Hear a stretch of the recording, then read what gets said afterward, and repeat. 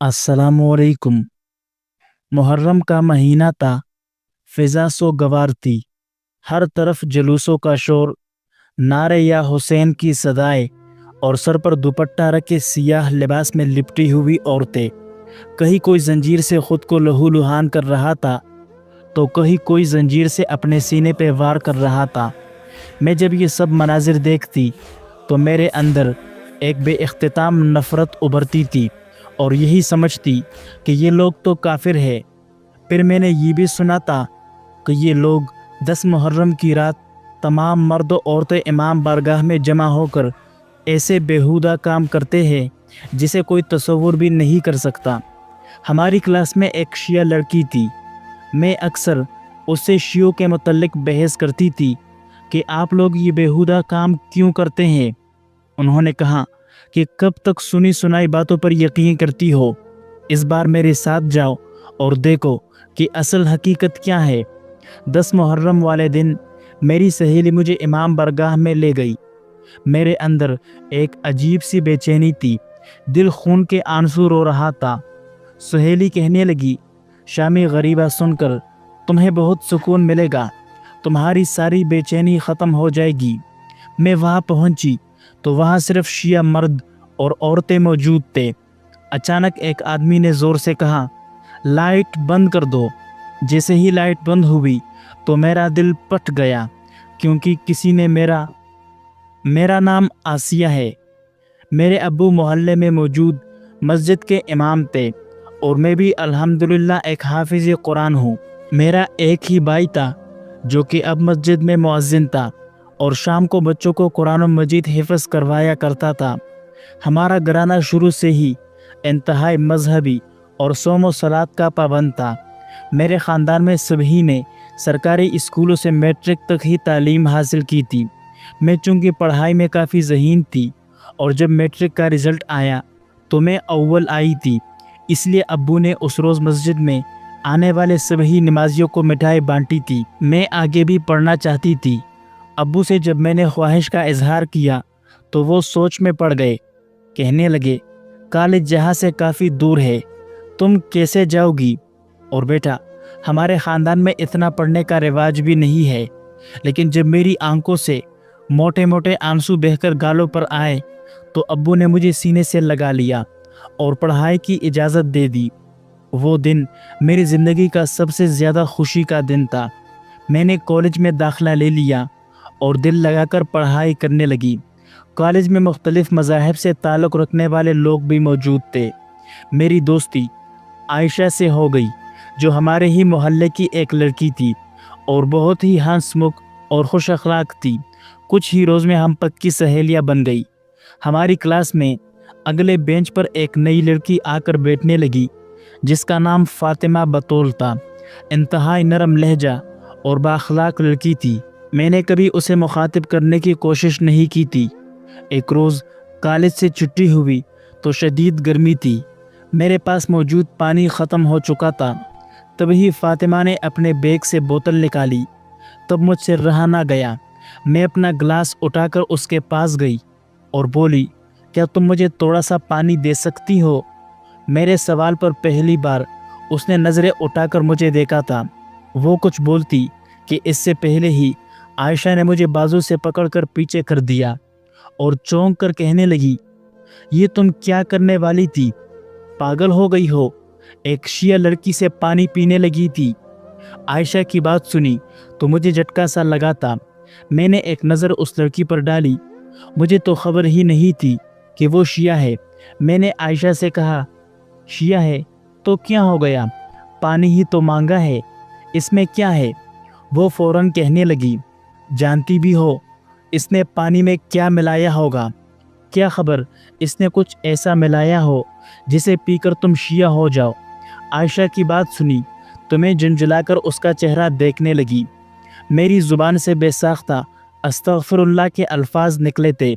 वजूद तो जैसे कांप उठा था। मैंने एक हकारत भरी नज़र आयशा पर डाली तो आयशा कहने लगी कि तुम्हारे अब्बू को अगर पता चल गया कि तुमने एक शिया से पानी मांगा है तो तुम्हारा हशर नशर कर देंगे। मैं तो उस लड़की से यूँ दूर हुई थी जैसे उसे कोई बहुत बड़ी बीमारी हो। मैं पानी पिए बगैर ही आयशा के साथ कॉलेज से निकल आई। आयशा मुझसे कहने लगी, तुम जानती भी हो हम इनको काफिर कहते हैं। ये लोग ऐसे ऐसे काम करते हैं कि तौबा करो।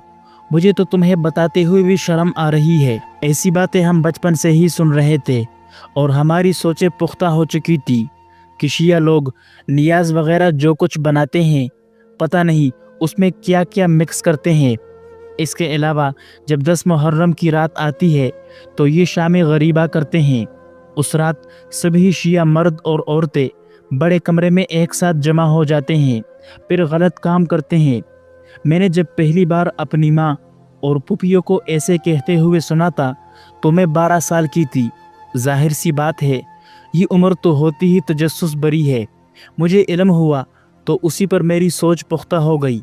दिल में खुद ब खुद ही नफरत पलने लगी। ये लोग कैसे लोग थे जो खुद को मुसलमान कहते थे मगर फिर शाम गरीबा में सब मिलकर एक साथ गलत काम करते थे। क्या ये लोग मुसलमान नहीं थे? एक खुदा को मानने वाले नहीं थे? मैंने इस बारे में आयशा से भी जिक्र किया था कि क्या इन्होंने खुदा के अहकामात को नहीं माना? क्या ये लोग कुरान मजीद नहीं पढ़ते जब खुदा ने इन सब चीज़ों से मना फरमाया है कि मर्द और औरत के बीच एक पर्दा होना चाहिए, महरम और नामहरम के कुछ उसूल रखे हैं, तो फिर ये लोग ऐसे कैसे कर सकते हैं? अगर ये लोग इस कदर गलीज है तो इनको हमारी हुकूमत ने मुसलमान क्यों कहा रखा है? इनको भी गैर मुस्लिम क्यों नहीं कहा जाता? आयशा मेरी बात सुनकर कहने लगी, तभी तो हम लोग इनको काफिर कहते हैं क्योंकि ये खुद ही मारते हैं और खुद ही रोते हैं और ऐसे ऐसे गलत काम करते हैं कि हम सोच भी नहीं सकते। तभी तो मैं तुम्हें फातिमा से रोक रही थी। उनका तो कुरान मजीद ही अलग है जिसके 40 पारे हैं।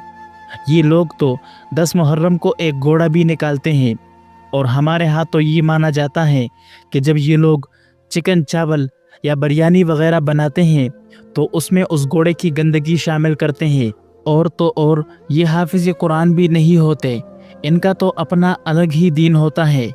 मैंने आयशा की बातें सुनी तो मेरे दिल में एक बार फिर नफ़रत परवान चढ़ने लगी।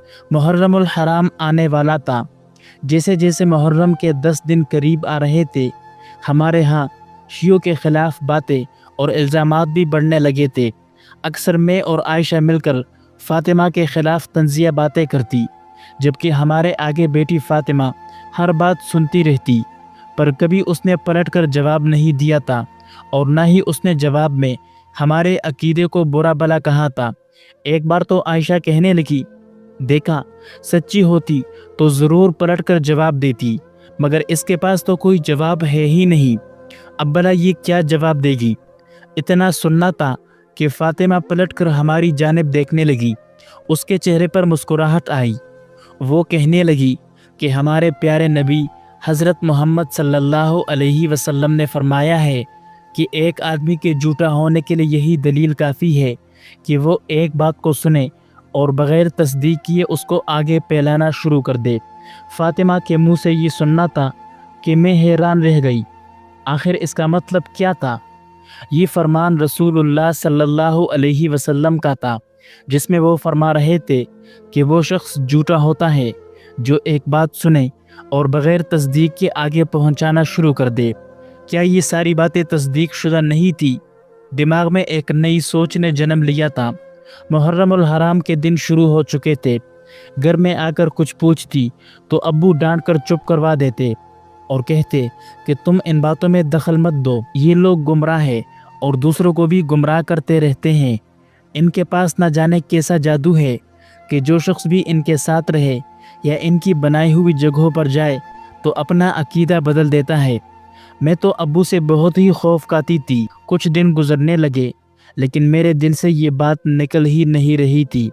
इसलिए ना जाने क्यों मुझे लगा कि मुझे फ़ातिमा से बात करनी चाहिए, उसके अकीदे को जानना चाहिए, क्योंकि रसूलुल्लाह सल्लल्लाहु अलैहि वसल्लम का फरमान मुझे कई रोज़ से बेचैन किए हुए था कि बिला तस्दीक किसी पर कोई बात नहीं बांधनी चाहिए। एक रोज़ आयशा छुट्टी पर थी तो मैं फ़ातिमा से कहने लगी, क्या तुमने कुरान मजीद नहीं पढ़ा? मेरी बात सुनकर उसने चुपचाप मेरी जानिब देखा اور کہنے لگی، کیوں، ہم مسلمان نہیں ہیں کیا؟ میری عمر اس وقت 5 سال تھی جب میں نے پہلی مرتبہ قرآن مجید ختم کیا تھا۔ میں نے جب فاطمہ کی بات سنی تو غور سے اسے دیکھنے لگی۔ میں بولی، میں نے تو سنا تھا کہ تم لوگوں کا قرآن تو 40 پاروں کا ہوتا ہے۔ میری بات سن کر وہ کہنے لگی، ہمارے پیارے نبی صلی اللہ علیہ وسلم پر جو قرآن مجید نازل ہوا تھا اسے 3 حصوں میں بانٹا گیا ہے اور ہر حصے کو پارہ کہا جاتا ہے۔ اس کی بات سن کر میرا تجسس مزید بڑھتا جا رہا تھا۔ میں نے کہا، تم کیا ایک خدا کو مانتی ہو؟ وہ سب کچھ بتانے لگی، ہاں، ہم ایک خدا کو ہی مانتے ہیں، اس کے 1,24,000 انبیاء پر ایمان رکھتے ہیں اور یہ عقیدہ رکھتے ہیں کہ جو بھی خدا کے ساتھ کسی کو شریک کرے یا اس کے دین میں رد و بدل کرے وہ انسان کافر ہو جاتا ہے۔ میں فاطمہ کی جانب مائل ہونے ہی لگی تھی مگر ایک دم سے ابو کی بات ذہن میں آئی کہ شیعہ تو جادوگر ہوتے ہیں، اپنی باتوں میں پھنسا لیتے ہیں اور سامنے والا دیکھتا رہ جاتا ہے، مگر مجھے تو فاطمہ کہیں سے بھی کوئی جادوگر نہیں لگ رہی تھی۔ اس کے باوجود میرے ذہن میں کئی سوالات تھے جن کا وہ میرے ہر سوال کا انتہائی نرمی سے جواب دے رہی تھی۔ آخر میں اس سے پوچھ بیٹھی، یہ شام غریبہ کیا ہے اور تم لوگ وہاں کیا کرتے ہو؟ میری بات سن کر وہ خاموش ہو گئی۔ کہنے لگی، میں چاہتی ہوں کہ تم اس بار 10 محرم کو میرے ساتھ جا کر خود دیکھو کہ شام غریبہ میں کیا ہوتا ہے۔ ہم سب شیعہ مل کر شام غریبہ میں آخر کیا کرتے ہیں۔ میں نے جب فاطمہ کی بات سنی تو میں اچل کر اس سے کئی قدم دور ہٹ گئی۔ میں کہنے لگی، میرے ابو میرا سر دڑ سے الگ کر دیں گے، میں تمہارے ساتھ شام غریبہ کیسے جا سکتی ہوں؟ کیا خبر وہاں میرے ساتھ کچھ برا ہو جائے۔ فاطمہ بولی، یہ سب تو تم لوگوں کی سوچ ہے، خیر تمہاری مرضی ہے، اگر تم 10 محرم کی شام میرے ساتھ جانا چاہو تو ضرور بتا دینا، جب تک تم سب کچھ اپنی آنکھوں سے نہیں دیکھو گی تمہیں یقین نہیں آئے گا۔ میں نے فاطمہ کی بات پر غور کیا تھا، اس روز گھر گئی تو اسی سوچ میں گم رہی۔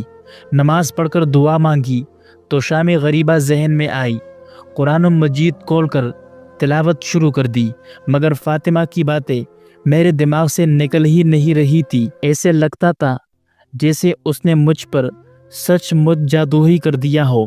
میں آیت الکرسی پڑھ کر خود پر دم کرنے لگی مگر دماغ اس جانب سے ہٹ ہی نہیں رہا تھا۔ اگلے روز میں کالج گئی تو عائشہ بھی آئی ہوئی تھی۔ میں نے اس کے سامنے تو فاطمہ سے کوئی بات نہیں کی مگر میں اس سے اپنی کیفیت بیان کرنا چاہتی تھی، یہاں تک کہ اسے کہہ بھی دیا کہ تم نے کل سے مجھ پر کیسا جادو کر رکھا ہے کہ مجھے سکون ہی نہیں مل رہا۔ دل کہتا ہے کہ شام غریبہ دیکھے مگر دماغ روکتا ہے کہ تم برباد ہو جاؤ گی۔ فاطمہ نے مجھے اپنے پاس بٹھا لیا، ہم کینٹین میں تھے، اس نے مجھے قریب بٹھا کر نواسے رسول صلی اللہ علیہ وسلم کے بچپن کے واقعات بتانا شروع کر دیے۔ میں جیسے جیسے تصور کرتی جا رہی تھی میری بے چینیاں کم ہوتی جا رہی تھی۔ آخر میں فاطمہ بولی، 4 دن بعد 10 محرم ہے، تم میرے ساتھ چل جانا، میں تمہارے محلے میں تمہیں لینے آؤں گی۔ نہ جانے کیوں میں نے جانے کی حامی بھر لی تھی، میں بس حقیقت اپنی آنکھوں سے دیکھنا چاہتی تھی۔ 10 محرم کا دن قریب آ رہا تھا اور ہمارے ہاں قرآن خوانی رکھی گئی تھی اور نعت کی محفلیں سجائی گئی تھی۔ 10 محرم کا دن چڑھا تو میں نے روزہ رکھا ہوا تھا کیونکہ آج کے دن کا روزہ بڑا بابرکت سمجھا جاتا ہے۔ میں شش و پنج میں مبتلا تھی، سمجھ نہیں آ رہی تھی کہ کیا بہانہ بنا کر گھر سے نکلوں۔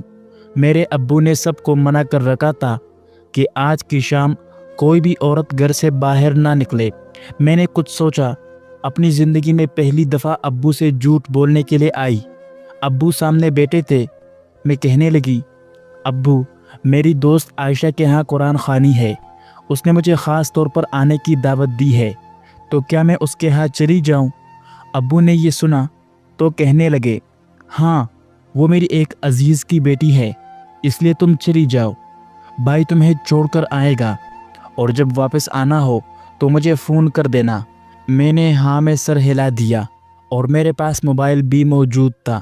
میں نے فاطمہ کو کال کر دی۔ مغرب سے کچھ دیر پہلے ہی بھائی مجھے عائشہ کے گھر کے پاس چھوڑ کر چلا گیا۔ وہاں فاطمہ آ چکی تھی۔ اس کا گھر ہمارے محلے سے 10 منٹ کی دوری پر تھا۔ اس نے سیاہ لباس پہن رکھا تھا اور سیاہ برقعے میں ملبوس تھی۔ مجھے کہنے لگی، یہ تم نے سفید چادر کیوں پہن رکھی ہے؟ کیا تم جانتی نہیں آج 10 محرم ہے اور تم شام غریبہ کی مجلس میں جا رہی ہو؟ یہ لو، میں تمہارے لیے کالی چادر لے کر آئی ہوں۔ میں نے اس کی بات مانی اور فوراً چادر سے خود کو لپیٹ لیا۔ آگے نہ جانے میرے ساتھ کیا ہونے والا تھا۔ دل میں عجیب سے وسوسے بھی تھے، جبکہ فاطمہ پرسکون تھی۔ اس نے میرا ہاتھ تھاما اور مجھے اپنے ساتھ لے جانے لگی۔ وہ ایک شیعوں کا محلہ تھا جو ہمارے محلے کے بعد آتا ہے۔ ہر طرف بڑے بڑے بینرز لگے ہوئے تھے۔ میرا وجود تر تر کانپ رہا تھا۔ دل چاہا کہ سب کچھ چھوڑ کر واپس بھاگ جاؤں، مگر میں ایسا نہ کر سکی۔ ذہن میں تصویریں بن رہی تھی۔ کہا جاتا تھا کہ یہاں پر غلط کام کیے جاتے ہیں، کہیں آج میری عزت۔ یہ سوچ کر ہی مجھے ڈر لگ رہا تھا، میرے ماں باپ تو مجھے جان سے ہی مار دیں گے۔ میری آنکھوں میں خوف سے آنسو آ رہے تھے، مگر واپس جانے کا کوئی راستہ بھی نہیں بچا تھا۔ میں نے اپنی عزت خدا کے سپرد کی اور آگے بڑھنے لگی۔ وہاں کئی عورتیں اور مرد جا رہے تھے، سبھی سیاہ لباس میں ملبوس تھے۔ فاطمہ مجھے اندر لے گئی جہاں ایک طرف عورتیں بیٹھی ہوئی تھی۔ ہم بھی وہی بیٹھ گئے۔ تھوڑی دیر بعد اس کی امی اور بہنیں بھی آ گئی۔ فاطمہ نے میرا تعارف ان سے کروایا تو انہوں نے بڑی خوش دلی سے میرا استقبال کیا، مگر میرا دماغ گھٹنے لگا تھا۔ میں وہاں سے بھاگ جانا چاہتی تھی۔ مغرب کے بعد فوراً لاؤڈ اسپیکر پر ایک شخص کی آواز گونجنے لگی جو کہنے لگا تھا کہ تمام روشنیاں بجھا دی جائے۔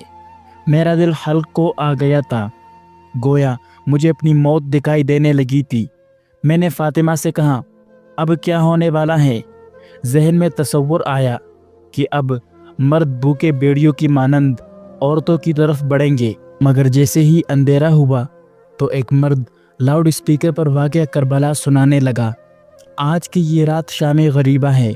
یہ وہ رات ہے کہ جب رسول خدا صلی اللہ علیہ وسلم کا نواسہ، جگر گوش رسول، جنت کا سردار امام حسین ابن علی بے گور و گفن تن تنہا کربلا کی جلتی ہوئی ریت پر شہید کر دیے گئے تھے۔ فضا خاموش تھی، کمرہ اندھیرے میں ڈوبا ہوا، ہر دل دھڑک رہا تھا۔ آواز جاری تھی، وہ حسین جس کے لیے نبی نے فرمایا تھا، حسین منی و انا من الحسین، وہ حسین جس نے دین محمدی کی بقا کے لیے اپنا سب کچھ قربان کر دیا۔ شہادت کے بعد جب سجدے کی حالت میں ذوالجناح سے نیچے اترے، جب کوئی مدد کو نہ آیا تو شمر جیسے درندے نے آگے بڑھ کر وہ ظلم کیا جس سے زمین ترا گئی، آسمان لرز اٹھا، حسین کا سر تن سے جدا کر دیا گیا۔ کئی خواتین کی سسکیاں گونجنے لگی، مگر آواز جاری رہی۔ لاش تن تنہا پڑی تھی۔ میدان کربلا میں ایک بدن 33 زخم تیر کے، 34 زخم نیزے کے اور جس پر 100 سے زیادہ زخم تلوار کے لگ چکے تھے۔ لباس تار تار، جسم سے خون کا دریا بہہ چکا تھا، مگر ظلم یہی نہیں رکا۔ شمر نے لشکر کو حکم دیا کہ اس کے جسم پر گھوڑے دوڑاؤ، اور یزیدی سپاہیوں نے ایسا ہی کیا۔ پہاڑ جیسے دل والے اس وقت بھی نہ کانپے جب جنت کے سردار کے جسم اطہر کو گھوڑوں کی ٹاپوں تلے روند دیا گیا۔ چھاتی پس گئی، پسلیاں چور ہو گئی، چہرے کی شکل مسخ ہو گئی جب رسول اللہ صلی اللہ علیہ وسلم کے نواسے کو شہید کر دیا گیا تو ایک بھی مرد باقی نہیں بچا سوائے امام حسین کے بڑے بیٹے جو اس وقت بیمار تھے۔ امام زین العابدین کے علاوہ سب شہید کر دیے گئے۔ یہ وہی حسین تھے جن کے لیے آسمان نے سورج کو روک دیا تھا، اور آج زمین خود کو لعنتی محسوس کر رہی تھی کہ اس پر اتنا ظلم کیوں ہوا۔ خیمے میں موجود مستورات رونے لگی تھی جب یزیدی فوج خیموں کی جانب آئی اور خیموں کو آگ لگا دی گئی۔ ان کے پاس نہ بھائی تھا، نہ بیٹی، نہ بانجی اور نہ ہی بھتیجے، سب صحرا میں پامال کیے جا چکے تھے۔ خیموں को आग लगी तो सब या हुसैन की पुकार बुलंद करते हुए बाहर की जानिब दौड़े थे। एक खेमे में इमाम हुसैन अलैहिस्सलाम के बड़े बेटे मौजूद थे। सैयदा ज़ैनब ने जब अपने भतीजे का खेमा जलता हुआ देखा तो बीमार भतीजे को कंधों पर उठाकर बाहर आई ताकि भाई की आखिरी निशानी को बचा सके। कई मस्तूरात और बच्चे इस भाग दौड़ और आग में जल गए थे। 4 साला बेटी बीबी सकीना, जिनके बुरके में आग लग चुकी थी, वो अपने बाबा का नाम लेकर रोती हुई मदद को पुकार रही थी। खेमों का सियाह धुआं और अंधेरा फैल चुका था। मासूम बच्ची बाबा के पामाल वजूद के पास जाकर रोती रही। जख्मी कान दिखाकर, जला हुआ कुर्ता दिखाकर कहती रही, बाबा मैं यतीम हो गई हूँ। शिमर ने बालियाँ छीन ली, खेमे जला दिए। फिर कुछ वफादारों ने आकर खामोशी से कब्र को दी और हुसैन अलैहिस्सलाम को दफन किया। मगर तब तक सजाद अलैहिस्सलाम जंजीरों में जकड़े, बीबिया बेचादरी में, बच्चे यतीम हो चुके थे। बीबी सकीना बाप की लाश से लिपट कर सो गई थी और वहीं से उसकी सांसों की लड़ी टूट गई थी। फिर चंद लम्हों की खामोशी के बाद कमरे में हिचकियों, सिसकियों और आंसुओं के सिवा कुछ न रहा। अंधेरे में सबको लग रहा था कि वो खुद करबला में मौजूद है। आसिया का दिल जैसे दहक रहा था और फातिमा के पहलू में वो कांप रही थी, जैसे बरसों की सच्चाई इस लम्हे उस पर आश्कार हो रही हो। इस मंजर को शाम गरीबा यानी गरीबों की शाम कहा जाता है और 10 मुहर्रम की ये शाम जब मंजर कशी के तौर पर बयान की जाती है तो रोशनियाँ बुझा दी जाती है ताकि सुनने वालों का जहन इस पल करबला के मंजर से जुड़ जाए। जब मैंने ये सब सुना तो मेरा वजूद कांप रहा था। मेरी आंखों से आंसू रुकने का नाम ही नहीं ले रहे थे। मैं सिसक सिसक कर रो रही थी। मैं नवासे रसूल सल्लल्लाहु अलैहि वसल्लम पर ढाए गए मजालिम सुनकर बर्दाश्त ना कर सकी। दिल से बेसाख्ता करोड़ों बार दुरूदो सलाम उनकी ज़ात के लिए निकले। 30 मिनट तक अंधेरा रहा, फिर रोशनी हो गई। सभी औरतें रो रही थी। वहाँ मर्दों ख़वातीन के बैठने का अलग अलग इंतज़ाम किया गया था। शाम गरीबा की मजलिस ख़त्म हुई तो कई हक़ाइक़ मुझ पर आश्कार हुए। मैं ख़ुद को पुरसकून महसूस कर रही थी।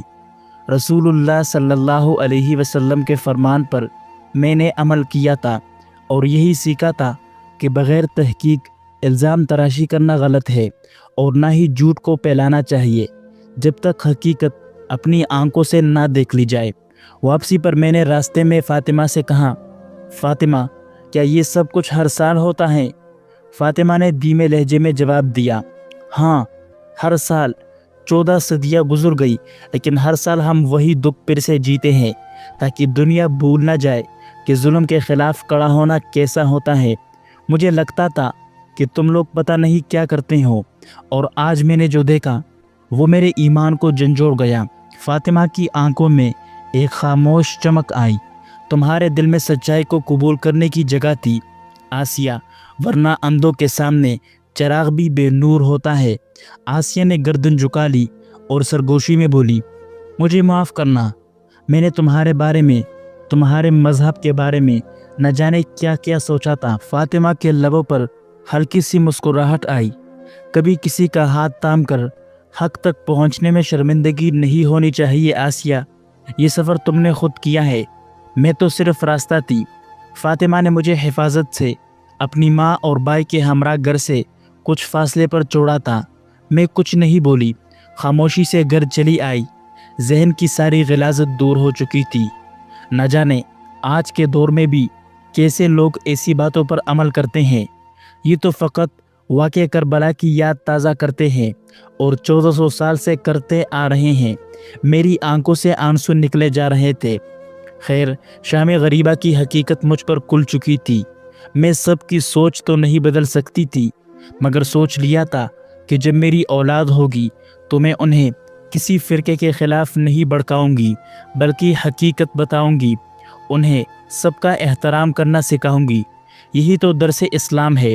हकीकत चुपती नहीं, हक दबाया नहीं जा सकता। मक्का के काफिर लोग नौजुबिल्ला रसूलुल्लाह सल्लल्लाहु अलैहि वसल्लम पर इल्ज़ाम लगाते थे कि ये जादूगर है, जो भी इनके पास जाए مسلمان ہو جاتا ہے۔